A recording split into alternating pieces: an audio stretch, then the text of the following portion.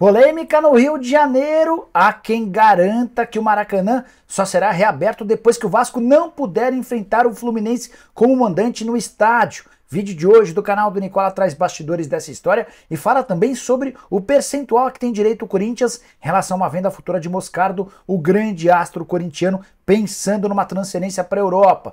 Bora te atualizar sobre o Payet, que já tem data para estrear no Vasco. Vou falar também sobre o pedido rejeitado do Flamengo para a utilização da Neoquímica Arena, os motivos dados pelo Corinthians. Tiquinho Soares mais perto do retorno, as últimas do mercado, bastidores, finanças e muito mais. Tem muita coisa legal para contar para vocês. Antes, deixa eu só me apresentar. Me chamo Jorge Nicola, jornalista esportivo, trabalhando no meio desde 2000. E a missão por aqui é deixar você por dentro de tudo que tá rolando com o seu clube do coração, beleza?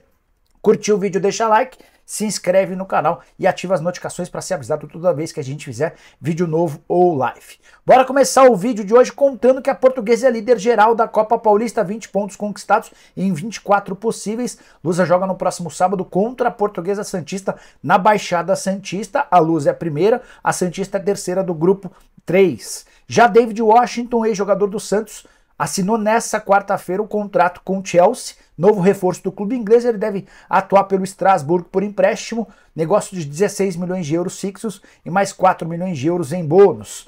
Gonzalo Montiel, lateral direito argentino pretendido por vários clubes brasileiros, foi anunciado nessa quarta-feira como novo reforço do Nottingham Forest, clube inglês que pega o jogador por empréstimo com obrigação de compra de 11 milhões de euros junto ao Sevilha. Já Bernardo Silva contrariou a lógica, recusou uma oferta milionária para jogar na Arábia Saudita e teve seu contrato prorrogado com o Manchester City. O novo vínculo só termina em 2026. Ainda com giro de notícias, contar que o Atlético Paranaense recusou uma proposta do mundo russo, de um clube russo, pelo lateral direito Kelvin. Esse clube russo, de acordo com o GE, prometeu uma nova proposta para os próximos dias.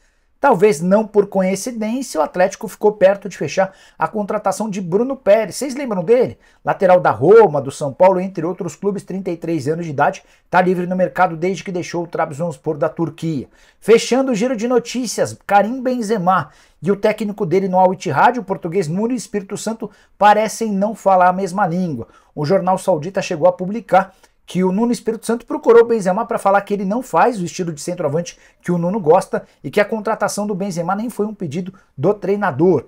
Saideira do giro de notícias, Slimani, o atacante argelino de 35 anos de idade, desembarcou com atraso, mas já está em Curitiba, foi recepcionado por torcedores do Coxa e deve ser preparado para estrear num futuro não tão distante. Curitiba, que luta contra o rebaixamento na Série A do Campeonato Brasileiro, contrato até dezembro de 2024.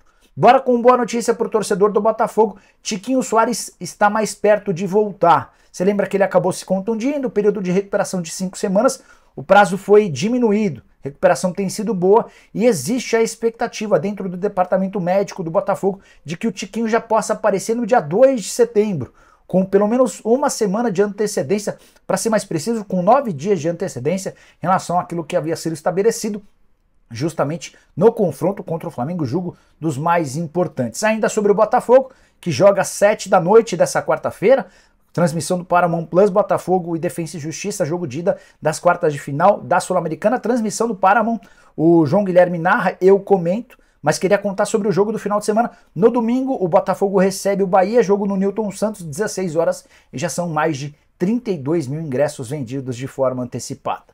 Hora de te explicar por que o Corinthians não aceitou que o Flamengo atuasse em seu estádio no jogo marcado para 13 de setembro contra o Atlético Paranaense. O Flamengo havia elegido o estádio do Corinthians como sua prioridade diante do veto do Maracanã. Você sabe que o Maracanã estará de portas fechadas a partir de sexta-feira. O Corinthians disse não poder ceder seu estádio porque vai receber nos próximos dias uma partida do time feminino, um jogo do time sub-20, partida da equipe principal no jogo do Campeonato Brasileiro e tem também um jogo já marcado do time de Master. Diante dessa agenda super concorrida, o Corinthians alegou que poderia colocar em risco o bom gramado da Neoquímica Arena e o Flamengo ouviu um não em relação à possibilidade de utilização do estádio. A tendência é que o Flamengo mande esse jogo contra o Atlético Paranaense no dia 13 de setembro em Cariacica, no Espírito Santo. Hora de falar sobre Dimitri Payet, o grande reforço do Vasco. e a documentação para a regularização do atleta avançou nas últimas horas. A expectativa é de que até o fim dessa quarta-feira já esteja confirmado e emitido o visto de trabalho do francês em território brasileiro. A partir do momento em que tiver o visto em mãos, o Vasco submete a inscrição do atleta na CBF. Esse é o menor dos problemas, essa inscrição deve ocorrer de maneira rápida. Com isso, existe uma grande chance de o país estar à disposição para o confronto do próximo domingo, 18h30, Allianz Parque contra o Palmeiras. O Paê tem sido muito aguardado, é o cara diferente entre todos os contratados da 777, jogador que vestia a camisa 10 do Olympique de Marselha, seleção francesa, disputou Copa do Mundo, disputou Euro, potencial gigante, números espetaculares e tem tudo, tem um enorme potencial, tem tudo para ser o cara mais diferente do Vasco na briga contra o rebaixamento. Hora de trazer uma atualização em relação à informação da manhã. Contei para vocês com exclusividade que o novo contrato entre Corinthians e Moscardo prevê um aumento considerável para o volante de 17 anos. Ele ganhava R$6 mil por mês. Com a renovação do contrato fechada recentemente, Moscardo passou a faturar R$45 mil mensais.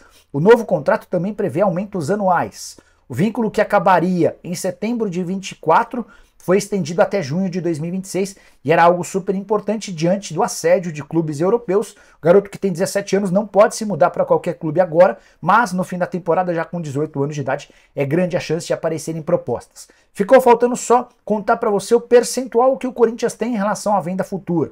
Uma pessoa do Corinthians me assegurou que o Timão tem 80% dos direitos econômicos, e aí até tem uma informação importante. Vi alguns portais divulgando antes da renovação que o Corinthians era dono de 100% dos direitos.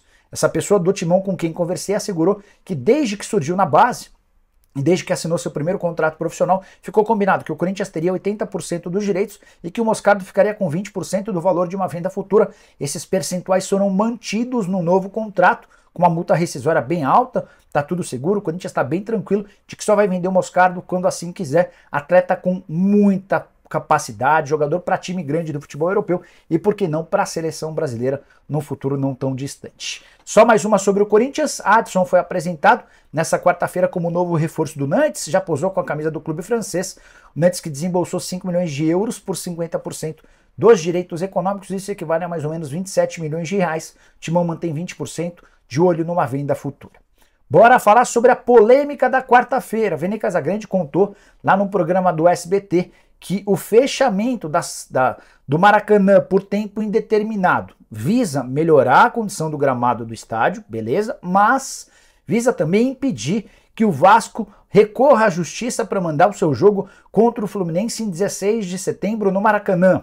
Só para lembrar, no dia 17 a gente pode ter a primeira partida final da Copa do Brasil no Rio de Janeiro. A gente já sabe que os jogos da Copa do Brasil serão nos dias 17 e 24, serão 2 domingos.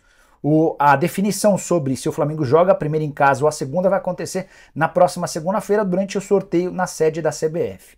Se cair a bolinha de que o Flamengo decide a primeira partida fora de casa e faz a final, a segunda partida no Maracanã, o Flamengo só joga no dia 24, e a tendência é que o Maracanã tenha mais alguns dias até ser reaberto.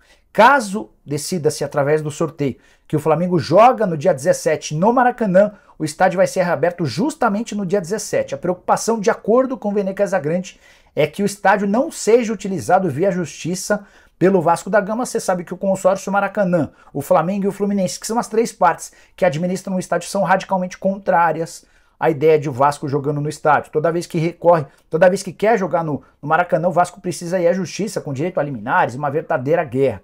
E já existia nos bastidores esse plano de o Vasco levar o confronto contra o Fluminense, marcado para 16 de setembro no Maracanã, e aí com outro problema. Vasco e Fluminense tradicionalmente gostam de ter o mesmo espaço para as torcidas, atrás de um dos gols. E o Vasco, como mandante, obrigaria a torcida do Fluminense a ficar no outro setor. E olha que o Fluminense é dono do consórcio ao lado do Flamengo, que administra o estádio. Então tem mais esse pepino para ser resolvido. Isso sem falar na capacidade do Vasco em arrecadar uma baita grana com a utilização do estádio. Diante desse cenário, o Vene assegura que os responsáveis pelo estádio vão enrolar ao máximo a liberação do Maracanã para que o Vasco não tenha a oportunidade de jogar no principal estádio do Rio de Janeiro. O que você pensa sobre o tema? O que você acha dessa história? É justo? Faz parte do jogo? Estão de sacanagem com o Vasco? use o espaço para comentário, estou muito curioso para saber a sua opinião, beleza? Não esquece, se você curtiu o vídeo, deixa like, se inscreve no canal. Nessa quarta-feira a gente não vai fazer live, até porque eu vou estar nos comentários do jogo lá no Paramount Plus, mas você tem a oportunidade de assistir aos 2 vídeos por aqui, tem um canal de cortes também, enfim, tem bastante coisa legal na programação do canal do Nicola. Na quinta a gente retoma com um jogo, com um vídeo pela manhã, vídeo à tarde e também programa do Nicola a partir das 19 horas. Fiquem bem, boa sorte, abraço, tchau, tchau!